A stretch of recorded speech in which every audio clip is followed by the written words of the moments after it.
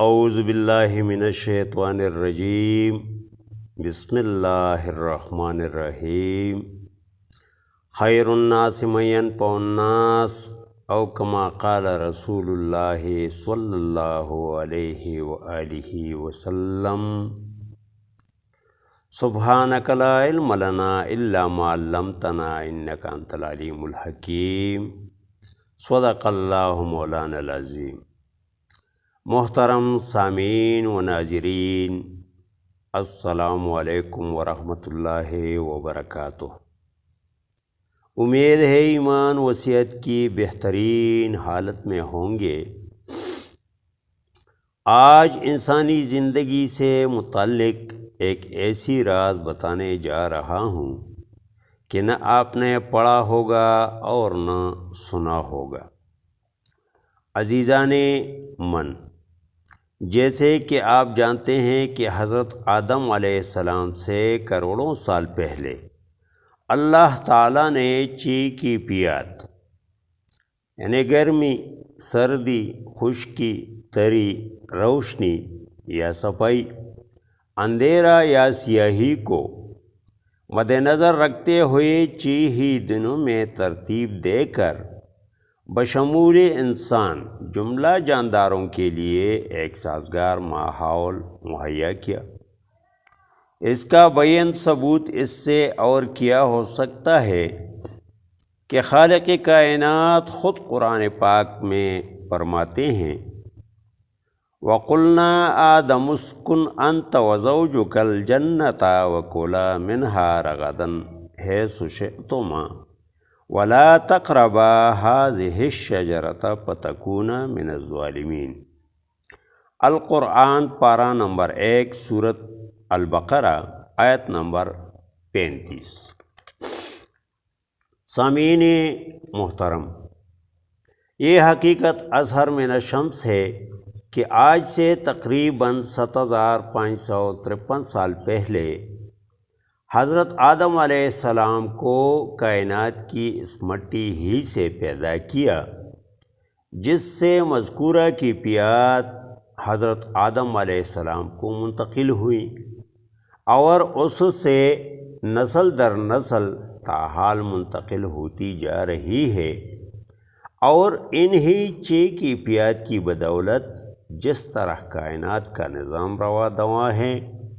بالکل اسی طرح انسانی زندگی کا نظام روا دواں ہے، کیونکہ ہماری غذائیں انہی کی پیات پر مشتمل ہیں اور ہوں گے، کیونکہ کسی اور کی پیت کی غذا پیدا ہی نہیں ہو سکتی۔ المختصر، جس طرح ان کی پیات میں سے کسی ایک کی پیت کی کمی بیشی سے جہان اکبر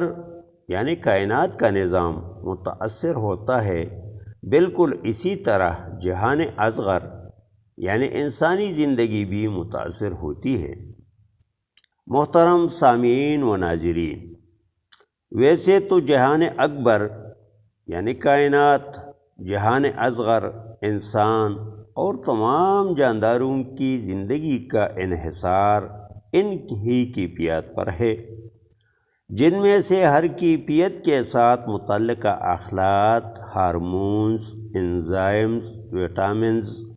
calcium, sodium, magnesium, potassium, tannin, glucosides, anacardic acids, cardol, cortisol, پربیٹین، نمک، گندھک، ٹیسٹوسٹیران اور دیگر عناصر ایک مخصوص تناسب سے جڑے رہتے ہیں، جو جملہ جانداروں بشمول انسان پر مثبت منفی اثر ڈالتے ہیں۔ مثال کے طور پر پودوں میں ضیائی تالیف یعنی فوٹوسنتھسس کے عمل میں دیگر عناصر کے علاوہ مناسب درجہ حرارت یعنی 20 تا 30 ڈگری سینٹی گریڈ ان کی زندگی پر مثبت اثر ڈال کر بہترین نشو و نما ہوتی ہے۔ اس سے کم یا زیادہ درجہ حرارت منفی اثر ڈال کر ان کی نشو و نما متاثر ہوتی ہے۔ بالکل اسی طرح کسی کی پیت کی کمی یا زیادتی بھی انسانی زندگی پر اثر انداز ہوتی ہے۔ مثال کے طور پر کائنات یعنی جہان اکبر میں گرمی کی کیفیت بڑھنے سے پسینے آنا، گرمی دانوں کا نکل آنا، دل ڈوبنا، ہیٹ سٹروک ہونا، جسم پر کپ کپی طاری ہونا، ناک کا بہنے لگنا، بخار ہونا، بلڈ پریشر بڑھنا، اعضاء کی کارکردگی متاثر ہونا، پیاس لگنا، حلق کا خشک ہونا، بار بار پانی شربت پینا اور دیگر علامات کا پیدا ہونا آخر کس بات کی دلالت کرتی ہے؟ کیا ان علامات کو پیدا کرنے کے لیے کوئی دوا یا غذا استعمال کی جاتی ہے؟ نہیں، بالکل نہیں۔ دراصل یہ اثرات یا علامات گرمی کی کیفیت سے جڑی ہوئی ہوتی ہیں، بالکل اسی طرح سردی، خشکی، تری، اندھیرا یا سیاہی، روشنی یا صفائی کے اپنے اپنے اثرات جملہ جانداروں بشمول انسان پر نمودار ہوتے رہتے ہیں۔ اب یہ ایک معالج پر منحصر ہے کہ وہ نبض سے معلوم کر لیں کہ مریض کے جسم کے اندر کون سی کیفیت کم یا زیادہ ہو گئی ہے۔ اگر معلوم کر سکے تو کوئی وجہ ہے ہی نہیں کہ مریض کو 15 منٹ کے اندر اندر شفائی اثرات محسوس نہ ہوں اور 6-7 دنوں کے اندر اندر اسے یقینی اور مکمل شفا حاصل نہ ہو۔ محترم خواتین و حضرات، اس فطری قانون کو مد نظر رکھ کر روایتی فارماکوپیوں سے ہٹ کر بفضل خدا طب کی دنیا میں پہلی بار ایک ایسی فارماکوپیا شیئر کر چکا ہوں جس پر عمل پیرا ہو کر انشاءاللہ لاعلاج امراض بشمول کینسر مڑ کر بھی نہیں دیکھے گا، بشرطے کہ تشخیص درست ہو۔ ہم زندہ، صحبت باقی، والسلام۔